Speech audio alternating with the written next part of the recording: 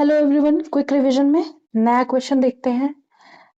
हमें RE4 has electronic configuration, मतलब हमें किसका इलेक्ट्रॉनिक रिहीनियम का इलेक्ट्रॉनिक कॉन्फ़िगरेशन दिखाना है या फिर बताना है। ठीक है, इसमें ऑप्शन देने की जरूरत नहीं है मेरे ख्याल से।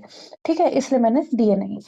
Third member of the group, ऐसा मेंबर जो MN और RE वाले ग्रुप में आता हो। ठीक है, ये भी ट्रांजिशन, थर्ड ट्रांजिशन स्टेट और फोर्थ ट्रांजिशन स्टेट की एलिमेंट के बारे में बात कर रहे हैं ये सारे क्वेश्चन।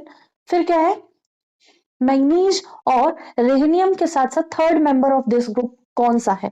ठीक है, फिर थर्ड क्वेश्चन है highest oxidation state shown by rhenium, ये हमें पता होना चाहिए। फिर ये चार ऑप्शन मैंने इसलिए देख लिए क्योंकि बिना ऑप्शन के हम नहीं कर पाएंगे। तो हमें MM बॉन्ड फाइंड आउट करना है कि इन चारों में से ऐसा कौन सा एलिमेंट है या ऐसा कौन सा कंपाउंड है जो जिसमें MM बॉन्ड प्रेजेंट होगा। ठीक है, तो फर्स्ट जो एलिमेंट है वो है हमारे पास फर्स्ट क्वेश्चन में रेहनियम। ठीक, तो जो आर है वो ज्यादातर कौन सा ऑक्सीडेशन स्टेट शो करता है, प्लस सॉरी, अभी तो ऑक्सीडेशन स्टेट पूछा ही नहीं गया। अभी हमें इलेक्ट्रॉनिक कॉन्फ़िगरेशन देखना है। तो इलेक्ट्रॉनिक कॉन्फ़िगरेशन आर का क्या होगा, कितना होगा 3D5 6s2, 3D5 6s2, 3D5 6s2। ठीक है, तो हमने क्या किया, यहां से चार इलेक्ट्रॉन निकाल दिए। तो ये क्या है, ये एक तरह से Re4+ है। ठीक है, Re4+ है। तो हमने पढ़ा है लास्ट टर्म पे भी, अगर आप क्विक रिवीजन की क्लासेस देख रहे हैं तो आपने देखा होगा कि इलेक्ट्रॉन्स पहले s ऑर्बिट से निकालते हैं, फिर d ऑर्बिटल से निकालते हैं। ठीक है, पहले s ऑर्बिटल से, दो यहां से निकल गए, दो यहां से निकल गए, तो यहाँ पे इसका इलेक्ट्रॉनिक कॉन्फ़िगरेशन d हो गया, मतलब 3D3 6s0 हो गया। तो इसको 3D3 भी लिख सकते हैं। ठीक है, ये हुआ थर्ड मेंबर ऑफ ग्रुप। मन, टेक केयर, रे, या फिर आपने जो भी इस तरह का निमोनिक्स बनाए हो तो उस तरह से हमें याद रखेंगे कि MN आएगा, RE आएगा, साथ में TC आएगा। TC का नाम क्या है, TC का नाम है टेक्नीशियम। ठीक है, टेक्नीशियम आएगा। फिर है highest oxidation state shown by rhenium. अब रेहनियम की जब बात करेंगे तो इनका ऑक्सीडेशन स्टेट सबसे ज्यादा क्या देखने को मिलेगा। ठीक है, तो हाईएस्ट बताना है। पहले हम ये देख लेते हैं इसमें कौन कौन से, क्योंकि हम पहले Re4+ भी देख चुके हैं। तो रेहनियम जो है हमारा वो +4 +5 +6 +7 ऑक्सीडेशन स्टेट शो करता है, और हाईएस्ट ऑक्सीडेशन स्टेट कितना होगा, +7। ठीक है, अब हम आज का जो इस क्लास का या क्विक रिवीजन में जो ये वाला क्वेश्चन है इसको बड़े ध्यान से देखेंगे। ठीक है, 1 मिनट इसके लिए टाइम देते हैं क्योंकि पहले वाले क्वेश्चन इजी हैं, उनमें इतना टाइम नहीं लगेगा, लगेगा तो ज्यादा से ज्यादा 10 से 20 सेकंड लगेंगे, इससे ज्यादा टाइम नहीं लगेगा। ठीक है,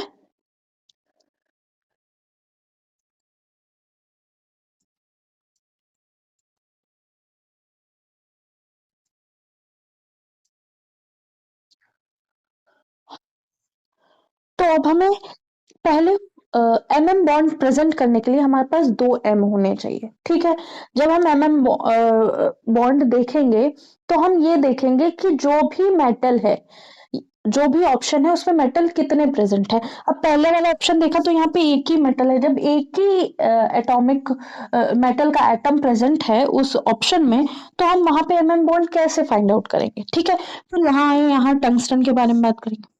यहाँ पे भी टंगस्टन हमारा एक ही एटम है, तो हम उसको कैसे MM bond form find out करें, सॉरी। ठीक है, फिर यहाँ पे हमने देखा कि 2 मेटल हैं, Fe के 2 मेटल हैं, और यहाँ पे मोलिब्डेनम के 2 मेटल हैं। अब हम इनका स्ट्रक्चर जानते होंगे तभी हम बता पाएंगे कि यहाँ पे MM बॉन्ड होंगे या नहीं होंगे। ठीक है,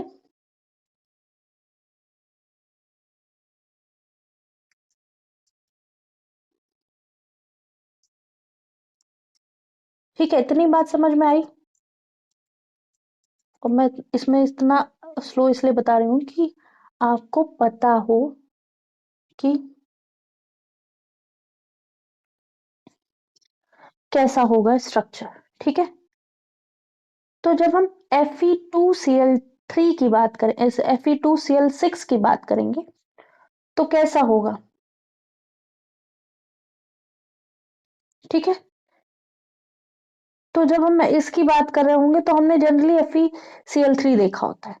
ठीक है, FeCl3 देखा होता है। जब हमने FeCl3 देखा होता है तो हम देखते हैं कि Fe होता है और साथ में 3 Cl होते हैं।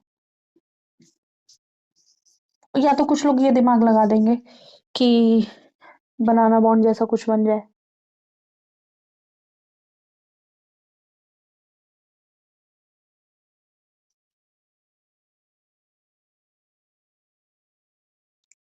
ठीक है, तो एक स्ट्रक्चर फाइंड आउट करने के लिए भी फॉर्मूला होता है।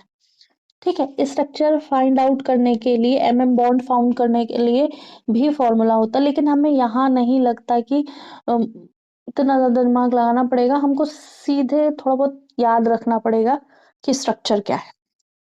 ठीक है, तो जिनको ये ध्यान है कि यहाँ पे कुछ जैसे BF3 जिन्होंने पढ़ा होगा, उसके साथ हमेशा ये BF3 क्योंकि बनाना बॉन्ड बना रहा है तो B2Cl6 बना रहा होता है, तो उसके साथ हमेशा ये देखते हैं। ठीक है, ये फॉर्मूला आप किसी से भी पढ़े हो। ठीक है, अगर आप उसने BF3 B2F6 पढ़ाया है तो उसने साथ में ये लिखाया होगा। तो ये हमेशा क्या होगा, बनाना बॉन्ड बनाएगा। क्या बनाएगा, यहाँ Fe होगा, एक Cl यहाँ होगा, एक Cl यहाँ होगा। अम, ऐसे कर देते हैं इसको। ठीक है, और ऐसे एक Fe यहाँ होगा, एक Cl हमारा यहाँ होगा। तो इस तरह से हमारा Fe2Cl6 का फॉर्मूला स्ट्रक्चर बन रहा होगा। तो यहाँ पे हम देख रहे हैं कोई Fe दूसरे Fe के साथ बॉन्ड बना ही नहीं रहा है। ठीक है, तो ये ध्यान रखना पड़ेगा। ठीक है, कुछ मेटल्स के स्ट्रक्चर आपको आने चाहिए। ठीक है, तो हमारे पास क्या बचा, लास्ट में ये बचा। तो इसका हम लोग मान लेंगे कि इसमें बॉन्ड प्रेजेंट है। ठीक है, अब हम बॉन्ड एक बार इसका भी स्ट्रक्चर देख लेते हैं। ठीक है, इसको रब कर लेते हैं। स्ट्रक्चर बनाने में थोड़ा सा स्पेस चाहिए होगा इसलिए। तो सबसे ऊपर के क्वेश्चन समझ में आ गए होंगे, लास्ट क्वेश्चन का हम लोग देखते हैं अभी। ठीक है, तो हमारा जो ऑप्शन आया था लास्ट क्वेश्चन में वो क्या था, MO2OR6। तो ये था हमारा कंपाउंड या कह सकते हैं कॉम्प्लेक्स, जिसमें हमें पता है कि बॉन्ड होगा ही क्योंकि बाकी सब में नहीं है। ठीक है, अगर आपने ध्यान से चीजें पढ़ी होंगी, बेसिक थोड़ा थोड़ा क्लियर होगा, बहुत सारी चीजें आपको माइंड में रहेंगी, रिवीजन सही से हुआ होगा। ठीक है, तो आप ऑप्शन देखते ही एलिमिनेट कर सकते हैं बहुत सारी चीजें। ठीक है, अगर हमें यहाँ पता भी नहीं कैसे निकालना है तो पहला चीज हमें फॉर्मूला आना चाहिए कि नंबर ऑफ बॉन्ड निकालने के लिए फॉर्मूला क्या होता है, नंबर ऑफ एम बॉन्ड।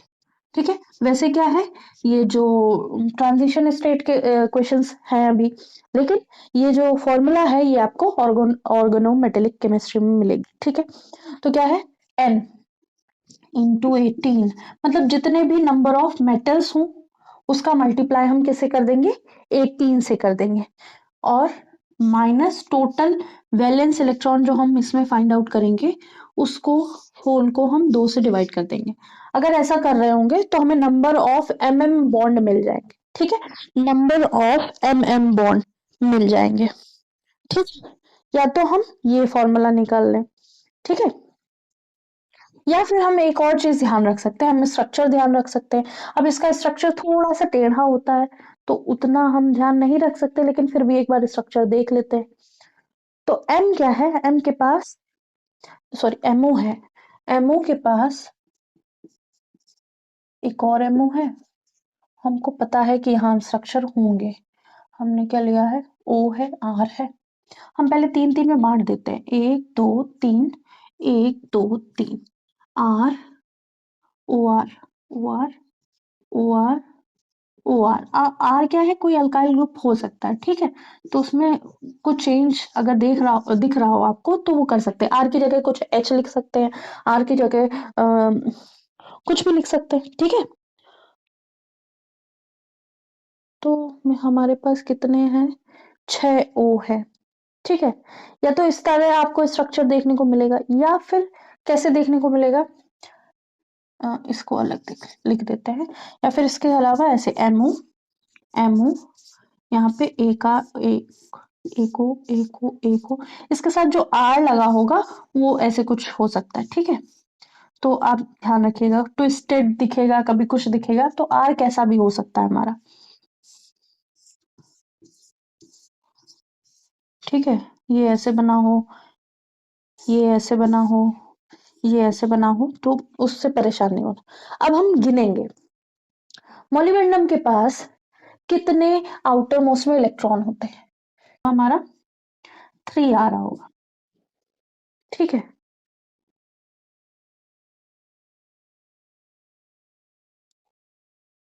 3 आ रहा होगा, तो हम ये कह सकते हैं यहाँ पे 3 mm बॉन्ड प्रेजेंट है, ठीक है। अगर हम ये जानना चाहते हैं कि mm बॉन्ड प्रेजेंट है या नहीं है, तो हम इसमें आउटर मोस्ट में जितने इलेक्ट्रॉन है वो, यहाँ जितने इलेक्ट्रॉन है वो, ये इन सबको ऐड करके लिख देंगे यहाँ पे। मान लो यहाँ पे कितने हैं, 15 इलेक्ट्रॉन है, ठीक है।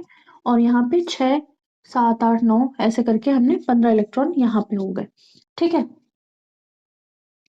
तो ये 18 से कितना कम है, ये 18 से 3 कम है, तो यहाँ पे 3 बॉन्ड बन रहे होंगे। अगर यहाँ पे 17 इलेक्ट्रॉन आते तो यहाँ पे एक बॉन्ड बन रहा होता दोनों मेटल के बीच में, ठीक है। यहाँ पे अगर 16 इलेक्ट्रॉन आते तो यहाँ पे 2 बॉन्ड बन रहे होंगे मेटल मेटल के बीच में। इस तरह से ट्रिक लगा के, दिमाग लगा के भी कर सकते हैं, वैसे फॉर्मूला ये होता है जिसको हम यूज करेंगे, ठीक है। हमें अगर आर क्लियर हो तो हम निकाल सकते हैं कि total number of valence electron कितने हैं, ठीक है। तो होप सो ये समझ में आया होगा।